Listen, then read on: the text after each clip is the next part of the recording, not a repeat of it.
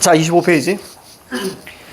자, 쉽게 쓰여진 시 윤동주, 그 다음에 신경님의 농무. 자, 완벽하게 다릅니다. 자, 칠판 봐요. 자, 조금, 오케이. 좀 빡세게 할게요. 자, 현대시. 자, 요거는 좀 쓰면서 들으세요. 자, 현대시는 자, 세 가지가 있다고 했습니다. 선생님이. 세 가지.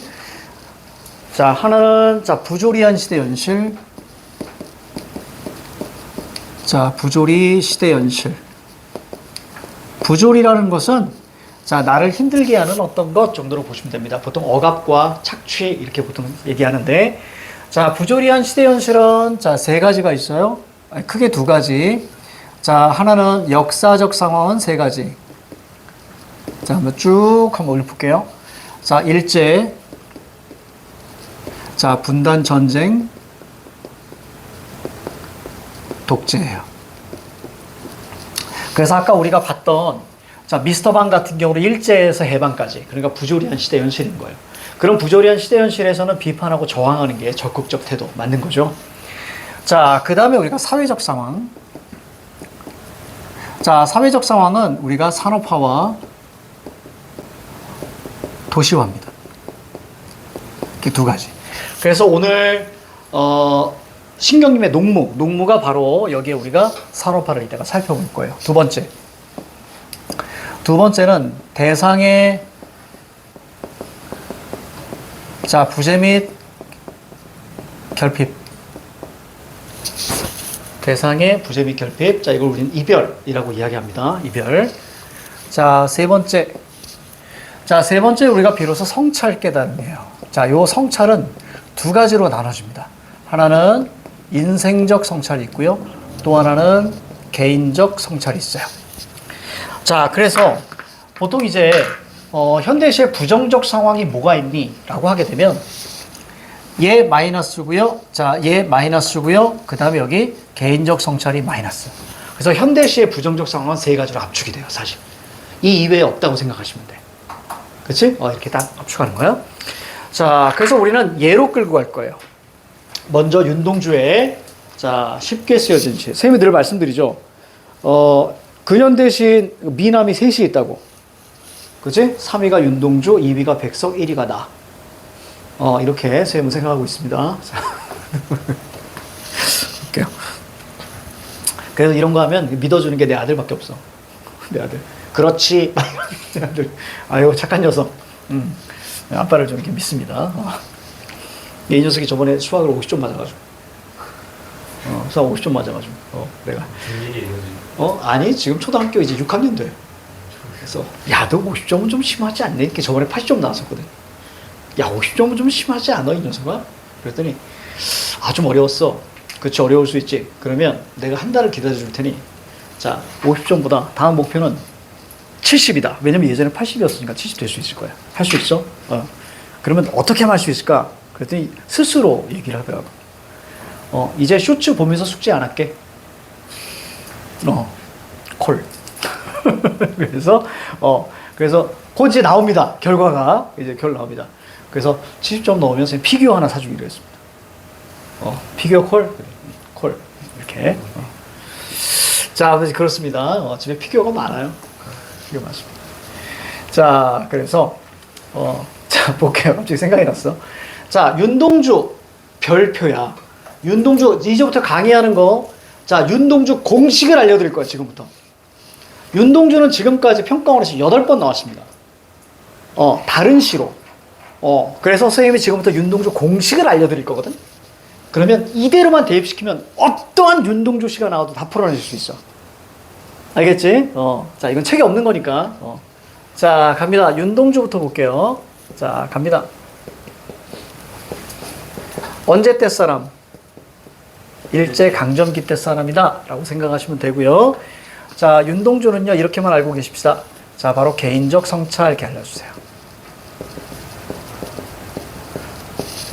자, 됐어. 이거 버려야겠다. 자, 이쪽에 할게요. 자, 갑니다. 여기서부터 시작. 자, 요거는 쓸 시간 드릴게요.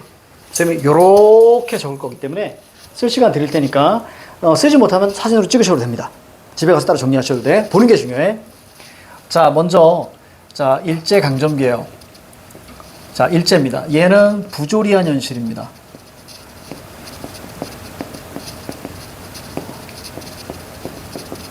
그래서 얘는 이 일제강점기에서 어떻게 살았냐면 소극적 태도로 살았어요.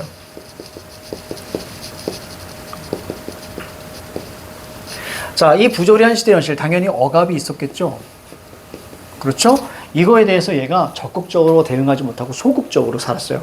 그럼 이 소극적으로 산다는 게 바로 뭐냐면, 자, 바로 수능, 타협, 안주, 이렇게 살았던 거예요.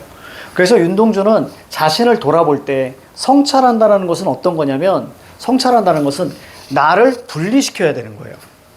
이해가지? 왜냐면 내가 나를 봐야 될 거 아니야. 내가 나를 보고 나를 그래야 객관적으로 최대한 판단하기 위해서 나를 분리시킵니다. 그러면 그 분리되는 그것을 우린 자아라고 얘기해요. 자아. 여러분들의 자아는 되게 많아요. 진짜 많습니다. 그래서 예를 들어서 이런 거, 어떤 사람 만날 때는 나는 이렇게 보여지고, 어떤 사람은 이렇게 보여지고, 어떤 자리에 가면 이렇게 보여지고. 그래서 선생님이 MBTI를 안 믿는다 그랬지. 그렇죠? 그래서 MBTI는 어떤 사람에게는 내가 T처럼 대하고요. 그 사람은 내가 T인 줄 알아. 어떤 사람한테는 내가 F로 대해요. 그 사람은 나한테 F인 줄 알아요. 이해가죠? 그래서 MBTI를 안 믿었어요, 선생님이. 계획 세우는 편이에요? 세울 때도 있고 안 세울 때도 있어요. 그렇기 때문에 알 수가 없는 거예요. 자, 얘는 이렇게 살아갔어요. 그러면 우리가 자아로 얘기할까요? 자아는, 자, 현실에 맞추어서 살아가는 거예요. 그래서 이것을 뭐라고 얘기하냐면, 현실적 자아. 이런 걸 우리는 외적 자아라고 이야기합니다. 그럼 이 자아는 긍정자아, 부정자아? 부정자아예요. 이런 개념들이 나와요. 자, 이게 첫 부분에 이렇게 나옵니다. 자, 그래서 얘는 일제강점기에 원래 부조리한 시대 현실에서 어떻게 사는 게 바람직한 삶의 자세야? 저항하고 비판하고, 이게 바람직한 삶의 자세잖아. 얘는 그러지 못하는 거예요. 그래서 이렇게 살았다라는 것을 얘는 뭐냐면 깨닫습니다. 그래서 이걸 깨닫고 나서 얘는 뭐 하냐면, 그래서 반성을 해요. 이해가죠? 아, 내가 부정적으로 살았구나. 이런 걸 반성을 합니다. 그래서 반성하고 나서 보통 뭘 느끼냐면요, 윤동주는 부끄러움의 시인이라고 그래요. 부끄러움을 느낍니다. 부끄부끄를 느껴.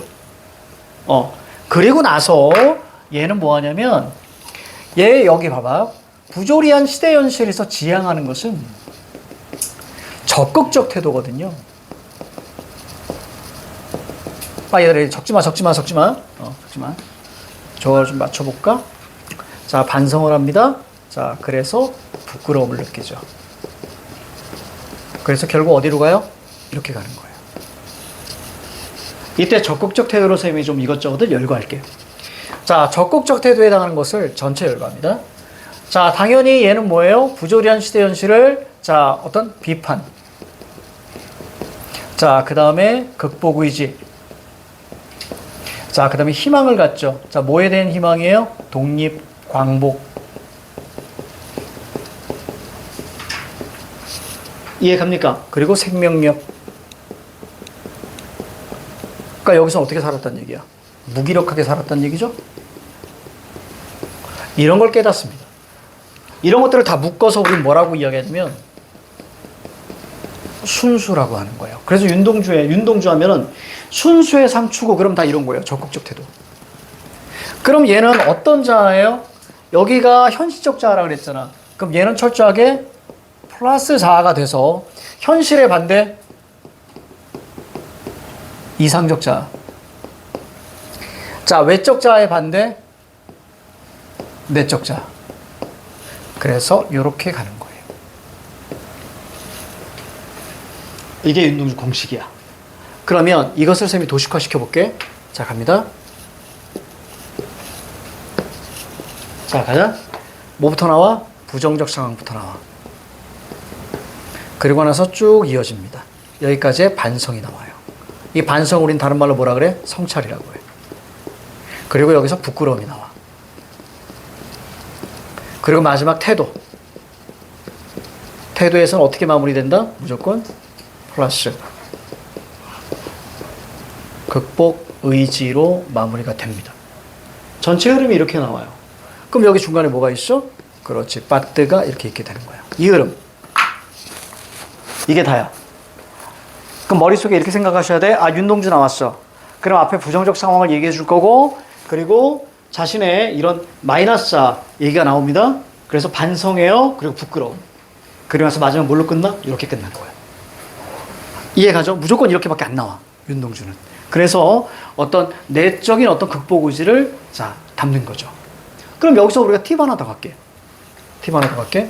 그러면 여기 나와 있는 부정적 상황. 그렇지? 당연히 일제를 나타내겠지. 부정적 상황을 나타내는 이미지 있었어. 그렇지? 요 얘기 나오면 무조건 뭐야? 부정적 상황이야. 세 가지 있었습니다. 이미지. 첫 번째 뭐였지? 그래요. 이렇게 나오는 거야. 그러니까 겨울 얘기 나오는 거지. 즉 뭐예요? 추운 일제. 뭐 이런 식인 거야.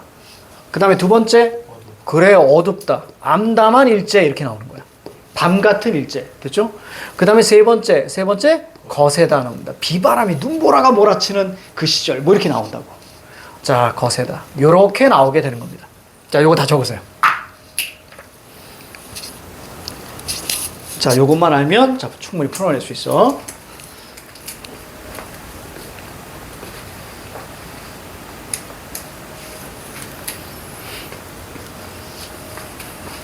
이게 윤동주 공식이다. 마이너스 4, 반성, 부끄러움, 플러스 4. 혹은 마이너스 4, 반성, 부끄러움, 그 다음 극복의식. 됐습니까? 요 흐름이야. 요 흐름을 머릿속에 잡아주시고 그래서 해만 끌고 갈게요. 요거 자아를 조금 이제 아이들이 좀 어려워하는데 그러니까 마지막에 여기를 만약에 이제 얘는 이것 때문에 갈등하는 거잖아. 부조리한 시대현실 때문에 갈등하잖아. 이 갈등이 여기서 나중에 화해를 맺게 되는 거예요. 그러니까 무슨 얘기냐면 요거도 좀 설명해 줄까? 여러분들 부정적 상황은 거기에 고뇌와 내적 갈등이 들어있는 거라 그랬지. 요거 혹시 기억나? 기억 안 나? 자, 여기 위에 좀 적어줄게. 위에 좀 지울게. 여기다 적었을 테니까. 자, 보세요.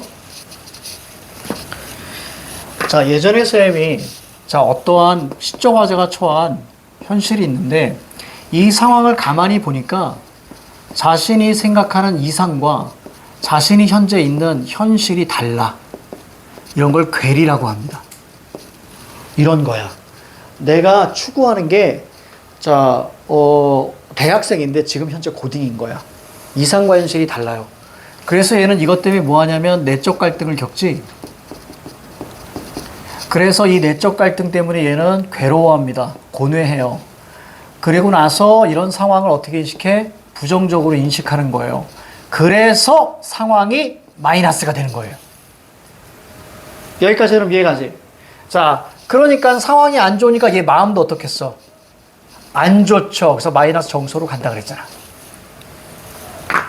흐름이 저 흐름이야. 그러니까 만약에 시적 화자가 슬퍼? 그러면 내적 갈등 고뇌하는 거예요. 그럼 상황은 무조건 부정인 거야. 그래서 여기 뭐예요? 부정적 상황이라고 인식하니까 요런 마이너스 자아들 얘기가 나오는 거야. 됐죠? 그러면 요거 자체가 둘로 나눠졌죠. 나는 이렇게 살고 싶은데 나는 이렇게 살고 싶은데 현재 내가 이렇게 살고 있는 게 너무 부끄러운 거야. 그러면 여기서는 우리가 굳이 얘기한다면 뭐죠? 요거 자체가 갈등. 자, 그리고 나서 결국 이렇게 하나로 합쳐집니다. 그래서 이런 걸 우리 뭐라고 한다? 화해라고 하는 거예요. 요거 쌤이 영어로 설명해 줄게요. 영어로. 예전에 드라마에서 뭐가 있었냐면 뿌리 깊은 나무라는 그 드라마가 있었어. 세종 얘기입니다. 세종, 이도. 세종의 어린 시절이 누구냐면 송중기가 아마 내 기억에 그걸로 데뷔하지 않았나 싶어. 그걸로 좀 뜨지 않았나, 송중기. 송중기가 세종의 어린 시절, 어린 세종으로 나와요.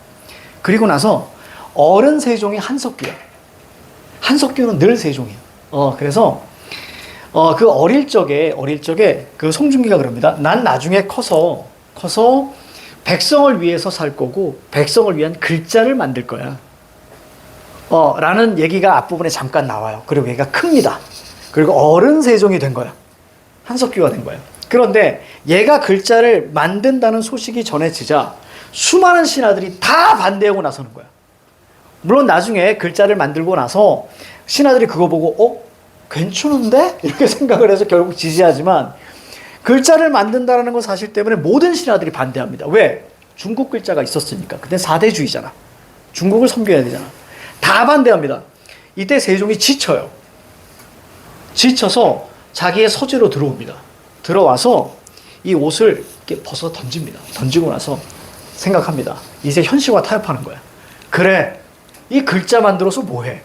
이렇다고 해서 백성의 삶이 나아지는 것도 모르겠고, 이런 거 괜히 만들었다고 했다가 나는 욕만 먹고, 이 글자가 무엇이라고 다 때려쳐야지! 막 소리 지릅니다. 그때, 저쪽에서. 송중기, 미안하다. 송중기야. 탁 일어나면서 다 이렇게 물건을 바라봅니다. 송중기가 앞으로 와. 그러더니 잘 지냈느냐? 이렇게 시작하는 거야. 근데 갑자기 한석규가 그래 잘 지냈다. 그래서 나는 글자를 만들려고 하는데 이게 무슨 의미가 있어? 안 하면 나도 마음이 편해. 그래서 안 하려고. 그런데 송중기가 너는 예전에 백성을 위해서 살겠다고 하지 않았니? 그래서 이렇게 막 얘기를 해. 그러면 자기끼리 서로 어떻게 하고 있는 거야? 싸우는 거야. 이게 갈등이야. 그치? 송중기가 바로 이상적 자아, 내적 자아죠. 그럼 내가 뭐야? 현실에 부딪혀서 그냥 이대로 살아가야지라고 하는 현실적 자아죠. 그렇지? 막 갈등을 합니다. 이 얘기는 무슨 얘기야? 내가 속에서 막 고뇌하고 있는 것이 형상화되고 있는 거야. 이해가죠? 그리고 나중에 얘가 막 설득을 해요. 그래서 이제 한석규가 맞다, 네 말이 맞다 라고 얘기합니다. 그리고 나서 이렇게 했을 때 송중기가 쑥 들어와요. 이해가죠? 결국 결단을 내린 거야. 현실적 자아에서 뭘로? 이상적 자아로. 그리고 나서 세종이 씩 웃고 그 지편전 문을 딱 열면서 나갑니다. 그럼 이제 한글을 막 만들기 시작해. 흐름이 이해가죠? 그러니까 자아라는 것은 분리됐다가 둘이 막 싸워. 그러다 결국 이상적 자아를 추구해 가는 거예요. 여기까지 그럼 이해가니? 이런 게 바로 자아 개념이야. 자, 가보자. 윤동주에 쉽게 쓰여진지.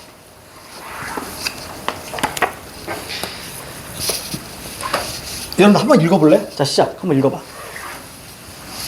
마지막에 극복이십니다. 마이너스 시작해서 플러스로 끝나는 거예요.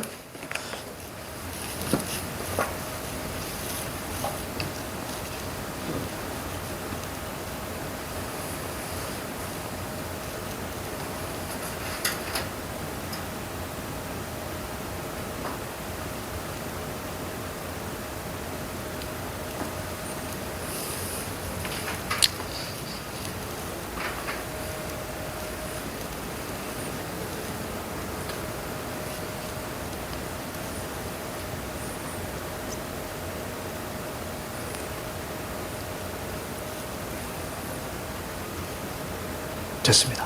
얘들아, 우리 4시에 끝나는 거니? 또 시간 잘못 봤네. 20분 남았네. 자, 창밖에 밤비가 속살거려서 육첩방은 남의 나라. 자, 여기서 밤비 세모 잡으세요. 자, 밤비 이렇게 나왔죠? 여기 보시면 밤이잖아, 그지? 밤이니까 뭐니? 어둡다 이미지가 눈에 들어오죠? 자, 그러니까 부정상황이죠. 됐죠? 그리고 우리가 여기서 성찰하기 때문에 하나 더 적어주세요. 성찰의 시간이라고 합니다. 성찰의 시간. 중요한 건 여러분들 성찰의 시간을 모르더라도 윤동주는 무조건 성찰이거든. 반성하는 것 자체가 성찰이니까. 자, 이렇게만 적어주세요. 어둡다. 육첩방은 남의 나라. 육첩방 다다미. 그걸 얘기하는 거예요. 6개 다다미. 그래서 오른쪽에 일제라고 써보세요. 일본인 겁니다. 일본. 시인이란 슬픈 운명인 줄 알면서도 슬픈에 뭐 해줘야 돼? 물결 쳐줘야지. 그러니까 시적 화자는 뭘 느끼고 있어? 지금 슬퍼하고 있어. 한 줄 시를 적어볼까? 땀내와부터 가로 묶어 어디까지? 간다까지. 땀내와 사랑내 포근히 품긴 보내주신 학비 봉투를 받아서 대학 노트를 끼고 늙은 교수의 강의를 들으러 왔는데 가로 닫아. 이때가 언제야? 일제강점기잖아. 일제강점기에 얘는 편안하게 지내고 있는 거야. 여기까지는 이해가죠? 그 오른쪽에 이렇게 적어. 헐 대박. 땀내와부터 간다까지. 자, 볼게요. 가로 묶고. 자, 이건 어떤 태도야? 긍정적으로 사는 거지 부정적으로 사는 거지? 일제강점기니까 부정적으로 사는 거지. 그렇지? 이렇게 살면 안 되는 거잖아. 남들 다 목숨 막 버려가면서 막 싸우고 있는데 얘는 편안하게 지내고 있잖아. 자, 그래서 적어보세요. 자, 여기다 뭐라고 하죠? 이건 소극적 태도입니다. 그렇죠? 대학 다니고 있는 거야. 소극적 태도예요. 그럼 이거 뭐예요? 현실, 안주, 수능, 타협. 하나 더 가자. 시대의 조류에 맞추어. 여기까지. 자, 이거 긍정자, 부정자. 부정자죠. 그렇지? 이렇게 살면 안 되는 건데. 자, 그럼 이것은 생명력이 있는 거니 없는 거니? 없는 거죠. 생명력이 있다라는 건 극복 의지와 저항하는 거예요. 무기력. 이렇게만 적어주시면 됩니다. 자, 이제 질문. 이제 뭐 나와야 돼? 예, 반성하고 부끄러움 나와야 돼, 이제. 순서가 그렇게 나와야 돼? 가자. 생각해보면 어린 때 동무들 하나둘 죄다 잃어버리고 세모. 만약에 문제에서 상실감이니? 네. 이렇게 부른 거야. 그지? 잃어버리고. 나 세모 잡으세요. 긍정, 부정. 부정. 왜? 성찰 전이니까. 자, 나 세모 잡으세요. 현실적 자야. 거기다 적어봐. 나 세모 잡고 마이너스 표시하시고요. 현실적, 외적 이렇게만 적어. 현실적 자, 외적 자. 나는 무엇을 바래서 나는 다만 홀로 침전 가라앉는 것일까? 자, 거기다가 하강적이라고 적어보세요. 자, 요거 평가원에서 물어본 적이 있습니다. 하강적, 가라앉는 거예요. 그치? 인생은 살기 어렵다는데 이걸 통해 알 수 있죠? 아, 성찰이구나. 시가 이렇게 쉽게 쓰여지는 것은 할 수 있는 게 시밖에 없으니까. 지금까지 얘는 슬픔을 느꼈죠? 부끄러운 일이다. 부끄러운 일이다, 물결. 부끄러움이 나오죠? 자, 오른쪽에 갑니다. 뭐니? 반성. 그렇지. 이렇게 나오죠. 반성. 부끄러운 일이다. 육첩방한 남의 나라. 창밖에 밤비가 속살거리는데. 이제 칠판에서 우리 보세요. 여기까지 온 거야. 됐어요. 이제 뭐 나와야 돼? 무조건 요렇게 해석하셔야 돼. 무조건 극복 의지로 해석하셔야 돼. 갑니다. 육첩방은 남의 나라. 창밖에 밤비가 속살거리는데. 두 줄 묶어. 이거 위에 첫 번째는 그대로 끌고 왔죠. 그렇죠? 부정적 현실이지. 그래서 오른쪽에다 적으세요. 자, 마이너스 현실의 재인식이라는 표현을 써요. 그러니까 현실을 부정적으로 인식했었잖아, 처음에. 이거 다시 한번 인식한다는 얘기야. 재인식합니다. 예전에 선생님이 기억나는 친구 있을지 모르겠는데 부정적 상황이 위치에 대해서 한번 섬세하게 강의한 적이 있었어. 부정적 상황이 일반적으로 다시 여기다 적을게. 자, 부정적 상황이 일반적으로 어디 나와? 앞부분에 보통 나와요. 그럴 경우에는 태도가 긍정도 나올 수 있고 부정도 나올 수 있어. 일제강점기야, 나 이겨낼래 나올 수 있고, 아 힘들어 이렇게 끝날 수 있다고. 그런데 이 녀석 뒤에 이게 또 나오는 경우가 있어. 이럴 경우에 쌤이 이걸 뭐라고 했냐면 현실의 재인식이라고 표현을 했거든. 그러면 반드시 뒤에는 태도가 어떻게 나올 수밖에 없냐면 무조건 플러스만 나와. 이해가지? 무조건 플러스만 나와. 여기 보니까 어떻게 나왔어? 그렇지. 육첩방은 남의 나라. 창밖에 밤비가 속살거리는데. 위에 있는 얘기를 한 번 더 해줬죠. 그렇지? 등불을 밝혀 어둠을 조금 내몰고 이렇게 나옵니다. 자, 등불은 긍정, 부정. 먼저 어둠을 볼까? 어둠은 긍정, 부정. 부정, 그렇죠. 왜? 어둡다 이미지, 그지? 어둠 세모 잡아. 근데 뭐야? 등불을 밝힌대. 등불 동그라미. 그래요. 등불을 밝혀서 어둠을 내몰고. 자, 그럼 이럴 때 이렇게 물어본 적이 있어요. 이거 명암 대비니? 이렇게 물어본 적이 있어. 즉, 밝음과 어둠의 대비니? 이렇게 물어본 적이 있어. 맞니 틀리니? 한번 봐봐. 등불을 밝혀 어둠을 내몰고. 밝음과 어둠의 대비. 맞죠요? 맞죠요는 뭐야? 맞죠? 그치? 자, 그러면 요거 좀 지울게요. 나왔으니까 설명해 드릴게. 대비의 종류는 되게 많은데요. 한 5가지 종류 됩니다. 나중에 선생님이 시간 좀 될 때 쫙 잡아줄게요. 여기서는 오른쪽에 적으시고요. 왜냐면 등불 동그라미고요. 밤 세모라고 했죠. 이 둘은 대비가 되는 거예요. 그래서 이것을 밝음과 어두움의 대비.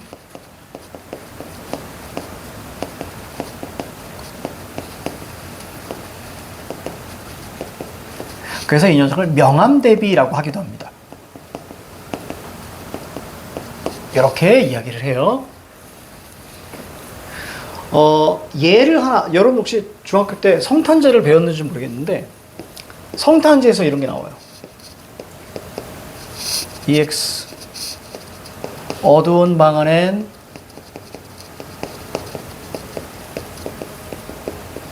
빨간 숯불이 피고.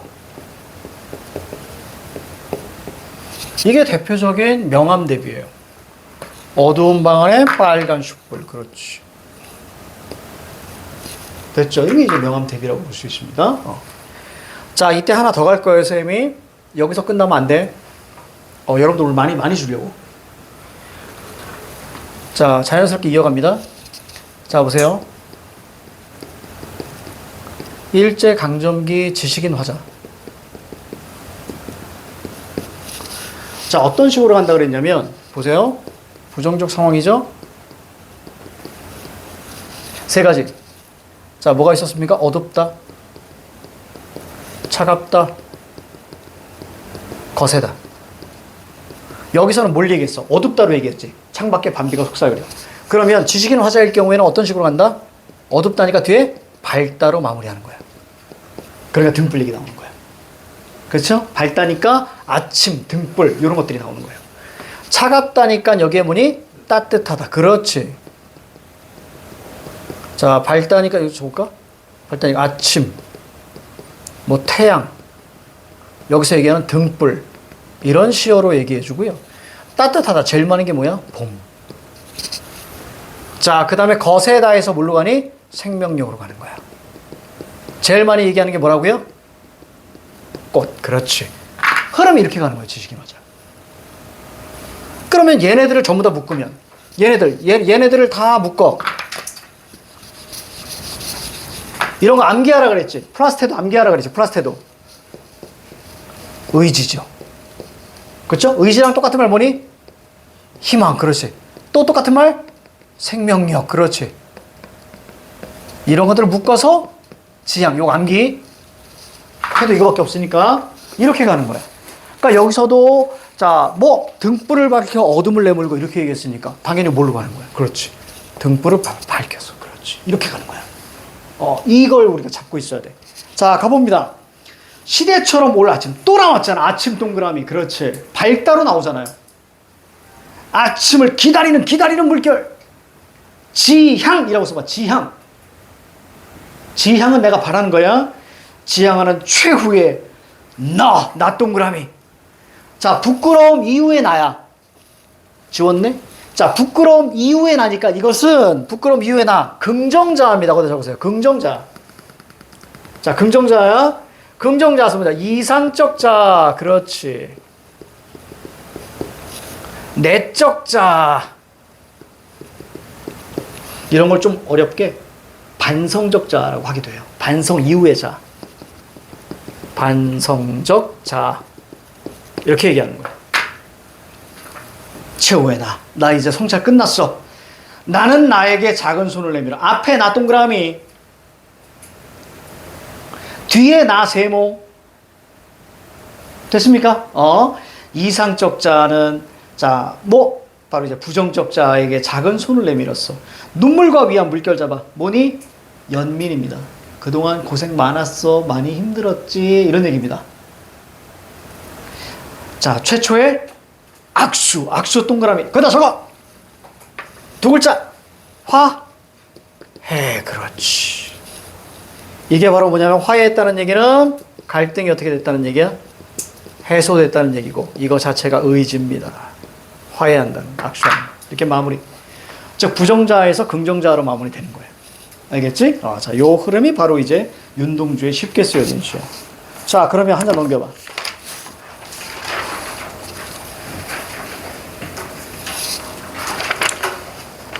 자, 볼까요? 2번 문제 한번 볼까? 자, 2번 문제 한번 볼게요. 2번 문제. 기역, 니은, 디귿, 리을, 미음인데, 자, 시간 드립니다.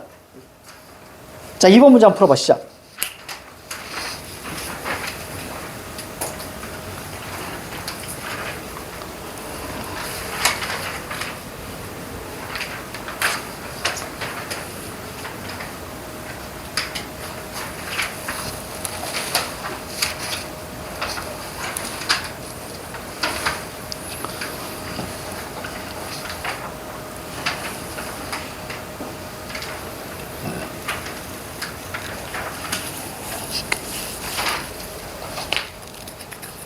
이번 문제만 풀어보세요. 2번 문제만.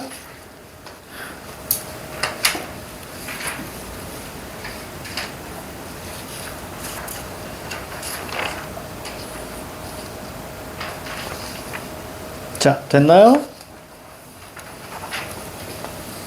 어딨지? 요거, 그렇지. 자, 됐습니다. 자, 볼게요. 자, 정답은 3번인데. 자, 이런 문제 선생님이 어떻게 풀려고 그랬지? 긍정부정으로 풀라고 했던 거 기억나? 긍정부정으로? 자, 디귿 한번 볼까요? 자, 디귿 보니까 거기에 나는 무얼 바라해서 나는 다만 홀로 침전하는 것일까? 가라앉는 것일까? 앞에 나는 긍정이야, 부정이야? 부정이죠. 그렇죠? 부정이죠. 부끄러움 전입니다. 그러니까 부정적자, 소극적자야. 이해가지? 자, 부정인데 디귿 보니까 뭐라고 돼 있어? 현실의 문제를 해결하거나 갈등 극복. 요거 가로 묶어봐. 자, 이건 플러스죠. 맞습니까? 이건 플러스지, 그지? 이것에 대한 뉘우침의 자세. 자, 그러면 현실의 문제를 갈등 극복하는 거, 이것을 뉘우쳤다는 얘기는 뭐 하겠다는 얘기야? 내가 왜 극복 의지를 하려고 했을까? 이해갑니까? 내가 왜 극복하려고 했지? 이거에 대한 뉘우침인 거예요. 자, 그러니까 플러스를 뉘우침. 뉘우침 밑줄 쳐. 두 글자로 얘기해. 비읍시옷. 반성, 그래. 반성은 마이너스를 반성하는 겁니다. 맞죠? 그런데 얘는 뭐야? 선지에서 플러스를 반성하니 이렇게 묻고 있는 거야.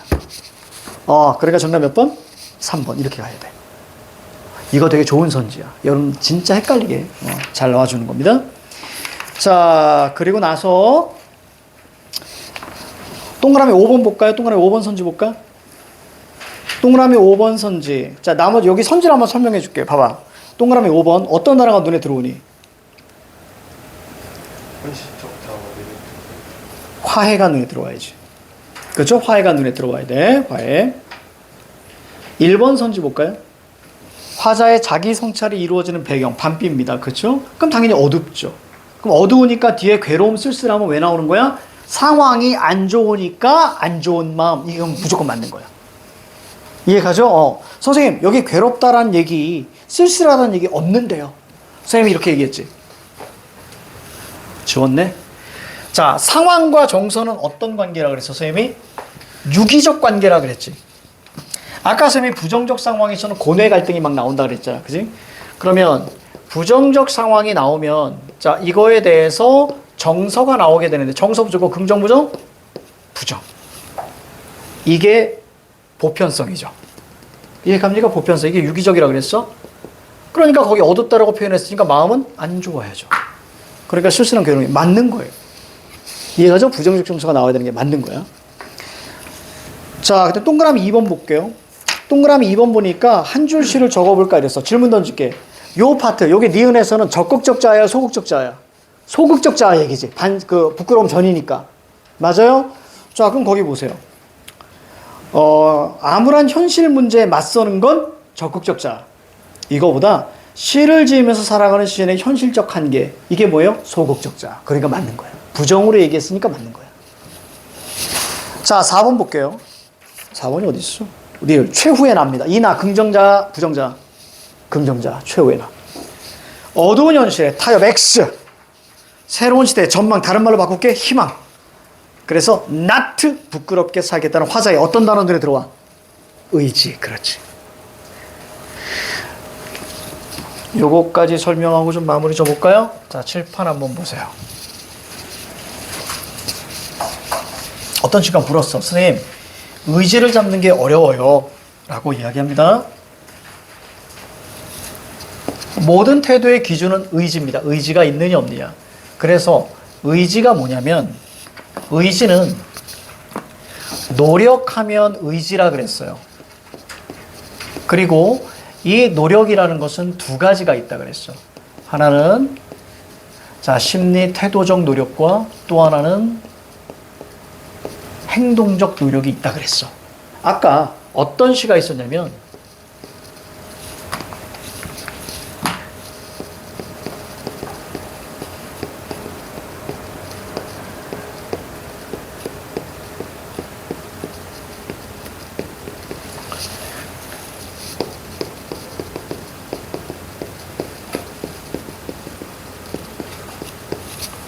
봐봐. 지금 마이너스 현실이잖아. 마이너스 하는데 얘 뭐 하겠대? 등불을 밝히겠대. 됐어요. 이건 무슨 노력이야? 행동적 노력이야. 그리고 아침을 뭐 하겠대? 기다리겠대. 이거 자체가 뭐니? 그렇지. 심리, 기다림은 태도니까 태도적 노력이야. 여기까지 얘가. 그래서 마지막에 뭐 하니? 눈물과 위안으로 잡는 최초에 뭐 하겠대? 악수. 이거 뭐지? 행동적 노력이야. 그러니까 이렇게 노력을 하겠다. 그러니까 우리가 주제로 마지막에 뭘로 가는 거야? 이런 걸 의지라고 하는 거야. 이해 가니? 그래서 의지를 잡는 법은 저렇게 가는 거야. 의지를 잡는 건 저런 방식으로 가는 거야. 그래서 우린 사실 윤동주 시를 배운 것도 맞아요. 이거 중요하니까. 여러분들 특정 학교는 고1 때 이 시를 배워요. 그래서 내신에 들어가요. 그런데 우리는 요런 시를 통해서 요렇게 시를 이해하는구나를 배우는 거야, 지금. 그래야 다른 시가 나왔을 때 쉽게 접근할 수 있으니까. 왜? 여러분들 분명히 한 문제는 나오거든요. 시 딱 나오면 위 시에 대한 화자의 태도와 유사한 것은 1, 2, 3, 4와 한 번도 배우지 못한 시가 나와. 그래서 선생님이 좀 이렇게 하고 있는 거야. 전체적으로. 자, 오늘 여기까지 합니다.